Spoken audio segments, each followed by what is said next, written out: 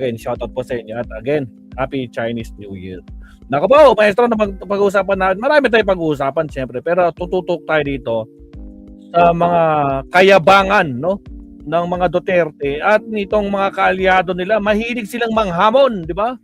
Hamon sila ng hamon. Pero pag pinalagan na, naduduwag. Di ba, mga kapsat? O, di ba? Duwag sa debate at sa ICC, bakit naman duwag? Maestro, bakit naman duwag? Hindi ba? Pagdating sa hamon, ang galing nila. Pero pag pinalagan na sila ng hinamon nila, nakapaw. Nakapaw, mga kapsat. O tulad ni Digong, hinamon niya ICC. Nasaan na yung ICC? Tatanda na ako dito, mamamatay na ako dito. Wala pa yung ICC. Papuntahin niyo na dito. O nung dumating, nangyari. Ito naman si Marcoleta, hinamon-hamon si Justice Carpio, putragis. O, kinagat si Justice Carpio. Nangyari ngayon, Marcoleta. Ha? Ano ba talaga? Urong-sulong ka eh. Ano ba talaga? Anak talaga na. Ba't kaya ang hilig nilang manghamon, di ba? Elvira G, ang hilig nilang manghamon eh. Good evening sa mga kabsat natin dito, no? Si P. Dandan, nandyan din, syempre. Shout out sa kabsat. Naka-turn on na ako sa notifications. Ewan ko lang pag na-late pa ako. Ayun lang. Shout out, P. Dandan. Oh, sobrang kon sila eh. Masyado silang, ano yun, kailang pili entitled, do, pero pag kinagat, ako po, aray ko po, Diyos ko Lord. Di ba? Maalala niyo si Marcoleta noon, meron siyang naging kadibating kon eh. Sino bang kadibate niya noon? May kadibate si Marcoleta noon eh. Sa Kongreso, di ba? Pinagyabang pa niya. Yung magpapahiwalay daw sa mag-asawa. Saan daw sa Bible verse ang nakalagay, till death do us part.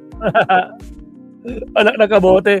Tapos bigla sabi niya, I will check my Bible first. Tanga. Nang hamon-hamon ka, tapos hindi mo rin kayang sabihin. O parang ngayon, di ba? Kaya no doubt, walang kaduda-duda kung bakit tinawag ni Justice Carpio na itong si Marcoleta ay belongs to the lowest rank, no? Na mga abogado. Eh, mahilig lang kasi mangkwan eh. Di ba? Kitang-kita naman. Nakaka po Marcoleta. Kaya kasi ngayon ramdam ni Marcoleta na marami talaga nagagalit sa mga statement niya. 'Di ba? Akala niya makakalusot. Eh ang problema, hindi niya nagugustuhan, 'di ba? Unang-una ayaw nila tawagan silang China doors. Nasasaktan sila, 'di ba? Pangalawa, nasa video, kitang-kita, 'di ba? Anong sinabi niya? Anong plano sa KIJ na yan? Tapos biglang babaligtad din niya. Tapos biglang nanghamon. Siya pa ang may nagsabi, hinamon pa niya. Bago ako pumunta dyan sa Kalayaan Island na iniimbita ko ni Tariela, magdebate muna tayo. Hinamon-hamon niya si Tariela, si Carpio, tsaka si Atty. Batong Bakal. Tragis talaga si Marcoleta. Tapos nung kinagat ni Carpio, dapat pag-usapan sa debate, hindi yung kung ano-ano, di ba? Sabi niya, wala dapat limit. Diyos, kung ano nang sasabihin mo doon. Dapat nakafocus kayo sa topic. Hindi ko saan paligoy-ligoy, panlilin lang ang ginagawa mo. Nasasaktan siya, mga kapsat, pag sinasabing panlilin lang. Ang galing niya magsabi, nililin lang daw tayo ni Ping Lacson. Samantalang siya mismo, gawain niya. Anak ng kamote, di ba? Mabel Kinjo. Putra ito. Siya, pag-usapan natin ito, putragis. Itong iyakin na to. Ito, pag-usapan natin ito, kapsat. Marcoleta accepts Philippine Bar Association offers to host a friendly debate on West Philippine Sea. 6 hours ago, tinanggap na ni Marcoleta ang alok ng Philippine Bar Associations na maging host sa debate nila ni retired Justice Antonio Carpio. Layunin ng PBA na magbigay ng neutral na venue para sa isang open at respectful na diskusyon tungkol sa West Philippine Sea.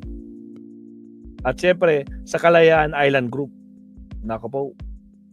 Tumokay na. Pero bakit biglang humihirit pa rin itong si Marcoleta? Pati si Ping Lacson, binabanatan niya. What's happening? Kakasuhan daw niya si Justice Carpio ng treason? Wala namang giyera? Kakasuhan daw niya ng splicing a video?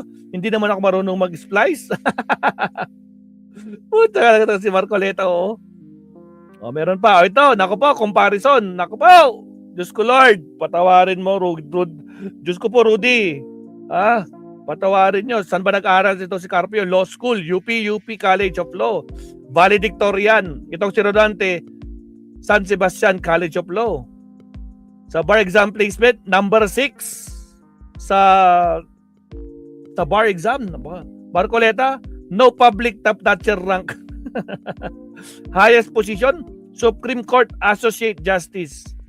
Highest position ni Marcoleta, House at Senate Deputy Speaker.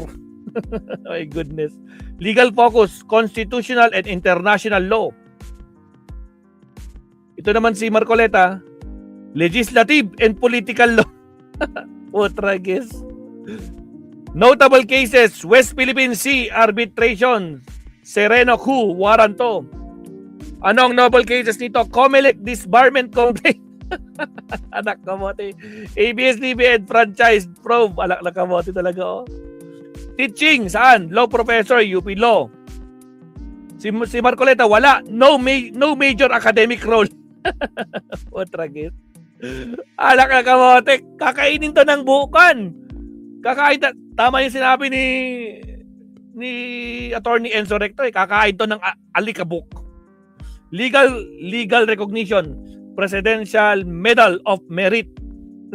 Si Marcoleta, no major national award. Putragis mismatch, mga kabsat. O, Mabel Quinjo, Elvira G, Naomi Chin. O, ito, mismatch, my goodness. O, jurist and scholar. Itong isa naman, legislative, advocate. Putragis ako po. Ito pa talaga hinamon mo, Marcoleta. Kaya naman nung pilagan ka, para ka nanginginig, no? Nanginginig kasi, putragis, kumagat siya sa bluff ko. Wala na akong choice. Kailangan ko na harapin to. Putragis ka. Makakakita tayo. Probably next week kung matutuloy ito, no? Total. Pumayag na si Marcoleta na mag-host itong Philippine Bar. Itong Philippine Bar Association na to, no. So, sure, aabangan natin yan next week, mga kabsat, no. At lalo na, next week malamang sigurado. Or baka malay mo, this week pala. Magulantang, di ba? Mait bulaga. Putragis na ko po. O guys, shout out po sa mga bagong pasok ko. Sabi ni Naomi Chin, number 8 daw siya.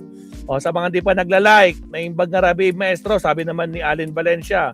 Sabi ni Naomi Chin, number 8 siya. O sino pa hindi nagla-like dyan? Like and subscribe tayo. O, baka naman. Baka nakalimutan nyo mag-like. Baka kapsat. Like po tayo. O tuloy. Nako, nakamuti. Oo, mismatch. O ito, may sinasabi pa.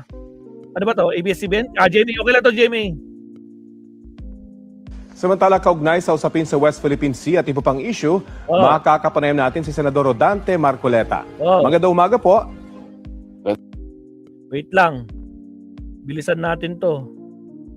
Baka makopyright tayo eh.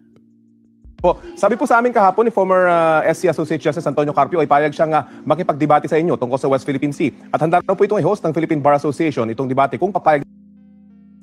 Samantala, kaugnay sa usapin sa West Philippine Sea at iba pang issue, makakapanayam natin si Senador Rodante Marcoleta. Magandang umaga po.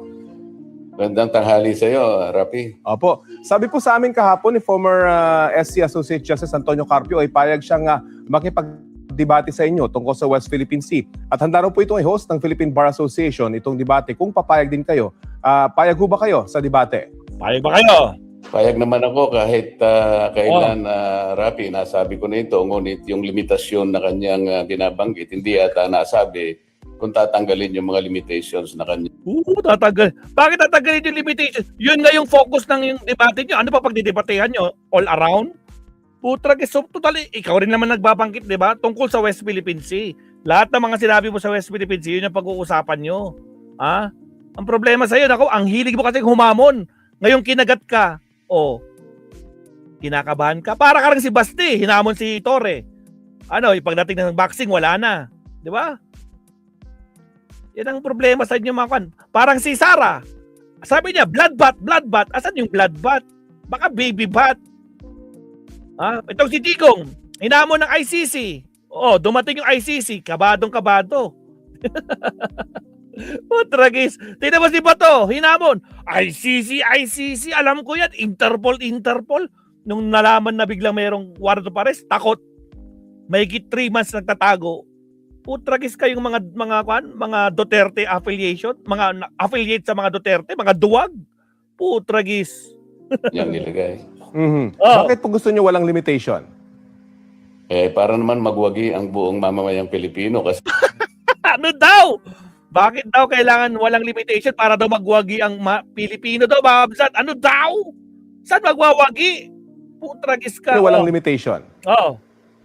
para naman magwagi ang buong mamamayang Pilipino kasi paano mo naman ililimit yung napakalawak na subject matter ng West Philippine Sea. Hindi lamang sa malawak ito ay complex at far-reaching ang kanyang consequences.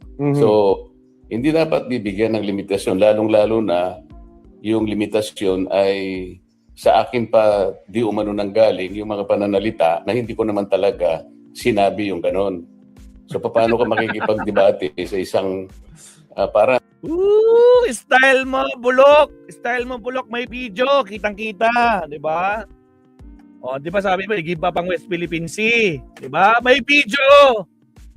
Sinabi mo yun. Butrakis. Ngayon na naramdaman mo ang galit ng Pilipino. Naduduwag ka na. Sa susunod kasi huwag kang manghamon. Putra, yan ang problema sa hamon ka ng hamon eh. Tragis talaga to. Sige tuloy. Lakabaw. Ang nangyari, Rapi, ay gumawa sila ng yung tinatawag na yung strawman fallacy o strawman argument na kung saan yung posisyon ko, pinalitan nila, sinubstitute nila, minanipula nila, iniba nila. Pagkatapos, yun ang kanilang bibirahin para sa ganun, lilito na parang nanalo sila kagad. Agoy, Marcoleta, hindi mo na malilin lang ang masang Pilipino. Kahit anong gawin mo. So, unang-una, ikaw ang nanghamon, di ba? Nanghamon ng debate. Ngayon, kinagat ka, kung ano-ano na naman ang nire-request mo. Dapat pag mayroong debate, nakafocus lang kayo sa pagdadebate. Hindi kung saan-saan. Kung saan napapadpad. Nililin lang mo pati pag-debate nyo eh. Tragis ka talaga, oo. Kaya nasasaktan ka pag sinasabihan ka manilin lang, pero totoo eh. Anak ka ng kamote. Sige tuloy. Tragis. Sinabi rin po ni dating Senior Associate Justice Carpio kahapon na hindi pwedeng magkaso ng treason kapag peacetime. Ito po yung question sa kanya. Kung gusto raw po ninyo, Tragis, yung ibang treason na tinutukoy niya dito. Hindi daw yung nasa batas, kamote. kailangan nyo yung i-amend o baguhin muna yung Article 114 ng Revised Penal Code. Ano pong tugon nyo rito? Akala ko naman malawak ang kanyang pangunawa, Rapi. Ang sinasabi ko lamang dyan, I'm not referring to the book definition. Kita mo, sinong manlilin lang? Hindi, alak ng kamote. Kaya ka pinagtatawanan eh. Yan ang problema sa iyo eh. Of treason. I am referring to the generic sense of the word treason kasi dapat sinabi mo, Justice Carpio, kakasuhan kita ng generic treason. Tragis. Sino pinagloloko mo, Marcoleta? Sa batas, isa lang naman ang kwan eh, di ba? Ang treason? Ang tanong, may gera ba? Paano ba kasi nagbabackfire lahat sa'yo ng pinagsasabi mo? Bakit mo kakasuhan? Debate na kayo. Doon na kayo magkaalaman. Ipakita mo na hindi ka lowest rank. Tandaan mo, sinabihan ka, ikaw ang lowest rank na attorney. Kamote. Tuloy. ang sinasabi ko riyan, napakalawak na bahagi ng ating teritoryo ang kanyang ipinamigay sa pamagitan ng kanya. Pinamigay sino? Ni Carpio? Really? May pinamigay si Carpio? Anak ng tragis. Bahagi ng ating teritoryo ang kanyang ipinamigay sa pamagitan ng kanyang maling pagdidesisyon. Wow! Maling pagdesisyon daw! Maling decision daw ni Justice Carpio yun, mga kabsat. Decision pala ni Justice Carpio noon. Tandaan mo, yung nangyari doon, unanimous. Si Carpio lang ba yun? Ay putragis. Kaya ka pinagtatawanan eh. Tragis ako po. Diyos ko po, Lord Isipin Rudy. mo, Rapi, mahigit 242,000 square miles ang nawala sa Basura na to guys. Basura na. Basura talaga ito si Marcoleta. Putragis. Teka lang. Bago yan, ICC na to eh. Corporator Duterte. May sagot ba dito si Carpio? Parang may nakita akong sagot ni Carpio dito eh. Na-share ko yata yan eh. Wait lang. Every first year students knows that treason cannot be committed during peacetime. Retired Justice. Nako po. I pronounce you guilty of treason. Ayaw na daw niyang kasuhan. Akala ko kasi malawak ang pag-unawa niya sa ang taong ito. Kaya gano'n na lang sinabi. Actually, ang gusto ko lang sabihin, I pronounce you guilty of treason already. Hindi na kita kailangan demanda pa. Eh paano babalik sa'yo sa katangahan mo? Putragis, kahit pagtatawanan ka lalo, kahit kasuhan mo. Ha? Anak ng kamuting abogado to. Putragis, kahit tawa tayo ng tawa, mamasat, no? Putragis. This follows a sharp rebuke that Carpio, who said treason required a state war, a legal fundamentals familiar even with first year law students. Nako po. O, so palpal na naman dito si Marcoleta. Duwag na duwag, no? Ano, ang dami. Hindi na daw niya kakasuhan. Kung na daw niya, prino-pronounce niya na guilty na daw itong si Juan sa treason. Ang tanga talaga, mga kabsat. Anong klaseng abogado to? Putragis na ka pa. Diyos ko, Lord, Rudy, patawarin mo. Anak ng kamote. O, ito, sabi niya. I pronounce you guilty of treason already. Hindi na kita kailangang kasuhan pa. Trinaydor mo ang ating bansa. Pinagtaksilan mo ang inyong bansa na duwag sa paglalagay ng wastong kauyusan ng ating sagligang batas. Isurrender mo ang national territory, sabi ni Rodante Marcoleta. Putragis, ako po, Rani Sierra, Alin Valencia. Iba na talaga ang tama ng utak nito, mga kabsat. Ako po. Yung nananalaytay na dugo ng mga garapatang DDS, no, na mga duwag. Ngayong ito na. Kaya talagang dapat next week isulong nyo na yan nang magkaalaman kung paano kakain ng alikabok itong si Marcoleta, mga kabsat. Putragis na kapaw. Diyos ko, Lord. Ano to? Marcoleta. Ay, nako po, mas mato. Marcoleta, nako po.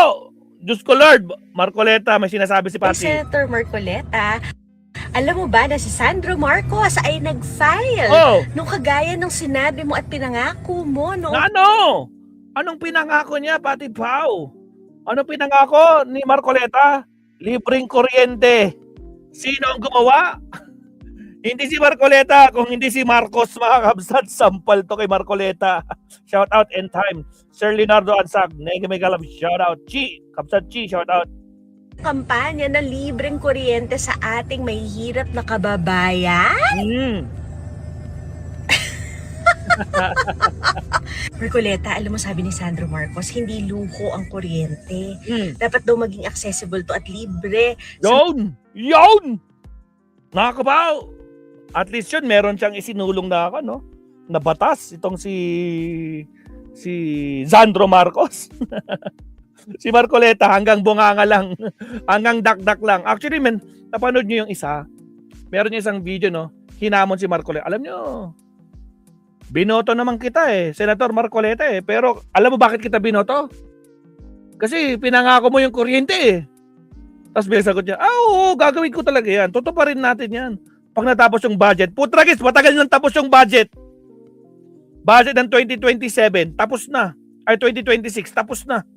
Yung budget, asan na? Pag-iisang taon na, putragis ka, Marcoleta. Ano nangyari sinong budol? Sinong manilin lang? Anak ka ng kamote talaga, Marcoleta. Putragis ka. Sige tuloy.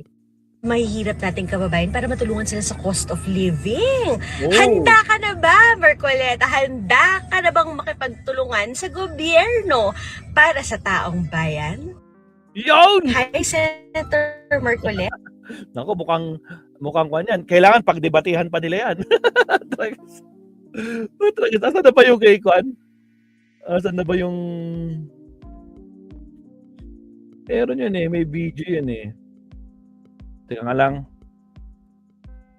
Ay, Justice Carpio.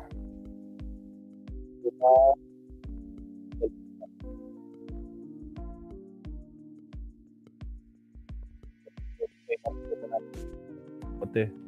September 2025. Mga luma na to Carpio to Marcoleta last.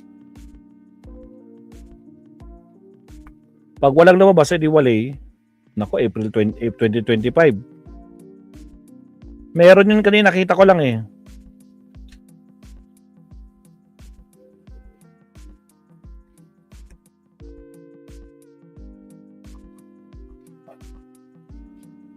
Check natin kung na-share nila dito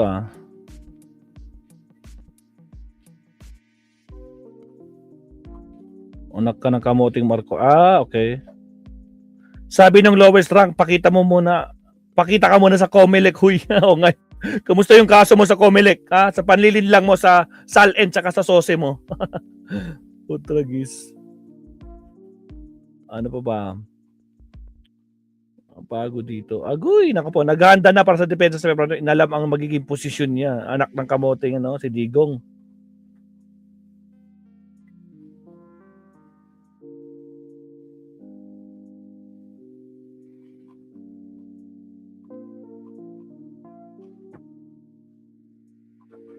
May sagot si Justice Carpio yung interview niya Saan ko ba nakita yun?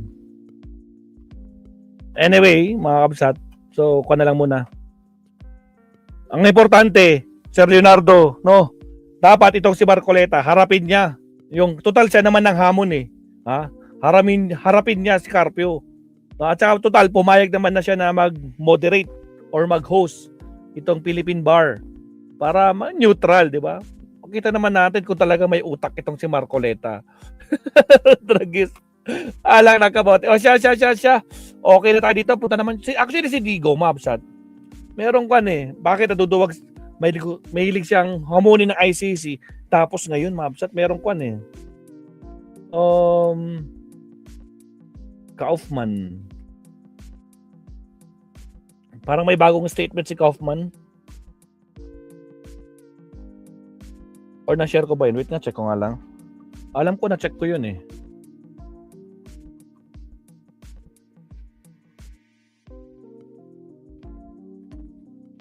Attorney Kaufman. Lakihan natin. Iginiit ni Nicholas Kaufman kahapon to, Defense Counsel ni dating Pangulong Rodrigo Duterte na pasisinungalingan nila na nilabas na ng listahan daw na perpetrators kaugnay sa kasong crimes against humanity. Ayon kay Kaufman, halos isang taon nang alam ng dating Pangulo ang kanyang defense team na pagkakakilanlan ng alleged perpetrators kaugnay nito. This puts the utter falsity. Woohoo! Iyakan na naman. Wala na kayo mabobola. Meron yun Nicholas Kaufman, handang patunayan walang katotohanan na alegasyon sa mga perpetrators. Meron yun Duterte will not attend ICC. Parang yun yung title kanina O diba, inamon-hamon nila pero di siya mag-a-attend. Correct. If our sub-court decide not ICC. Nako po.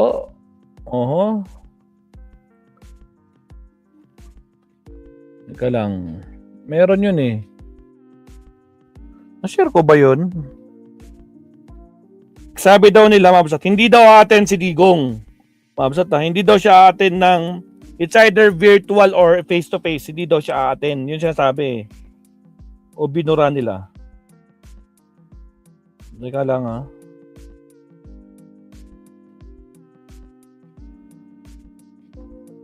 Ay, nandito pa rin yung sagot ni Carpio. Nakita ko. Ito, meron pala. Nasa wall ko lang. Pala. Nakita ko sa cellphone. Ito. Nasa wall ko lang. Ito. February 17, ngayon lang 2 hours ago, GMA News, the former president will not participate in the confirmation hearings through video conference, nor did the former president willingly appear by way of such technology at his initial appearance. Kaufman. So, the International Criminal Court Pretrial Chamber first hearing on confirmation of charges against Duterte is scheduled on February 23 at the tribunal in The Hague. Although, hindi daw mag-a-attend si Duterte. Duterte won't participate in ICC confirmation. Takot! Duwag! Putragis! Diyos ko po, Rudy. Wala na. Sa Leonardo, takrot. Duwag. O, ang yayabang, di ba? Basta Duterte ang yayabang. Anong sinasabi nila sa mga ICC? Sipain ko pa yan. Tapos ngayon, confirmation nyo, di ka attend, ano yun? Takot? Ha? Duwagin nyo? Takot? Wanak na kamote. Good evening, Emily Basog, shoutout Kabsat. Di ba? Anak ng kamote. Urong talaga yagbols yan, Rani Sherat. Takrot eh. Ganun talaga. Di ba? Pag duwag. O, di ba? Certified na duwag. Basta Duterte at saka mga Alex nila, mga duwag. Tragis. Pagkatapos sila magmayabang ng panahon nila, di ba? Namayagpag sila sa EJK. Ano sila ngayon? Di ba? Pwede pa lang di umatin. Yun lang na yung bitchin. Takot eh. Basta nandun si Kaufman. Okay lang, no? Kasi baka ma-atake siya pag nasa kwan na kino-confirm na yung charges sa kanya, hindi niya ma-accept. Tragis. Shout out Viola, Kabsat, Sarah Force family. Shout out sa inyo lahat. No? Alright. Oh, so yan mga Kabsat, nakita nyo no? Mahilig maghamon, no? ICC. Ngayon nagtatago si Bato at hindi natin alam, baka next week may nagtatago pang isang senador dyan, lalo na kasama siya sa listahan. Laka pa. Diyos ko po, Rudy, mangibabain. O siya, okay na tayo dito sa ating main topic. Subtopic na tayo. Maraming salamat po. Again, sa mga bagong pasok, huwag kalimutan mag-like and subscribe. Shoutout po sa mga bagong pasok at syempre sa ating lahat po. Especially sa mga silent viewers, no? At saka sa mga garapatang nakikinood, shoutout sa inyo. Countdown muna tayo.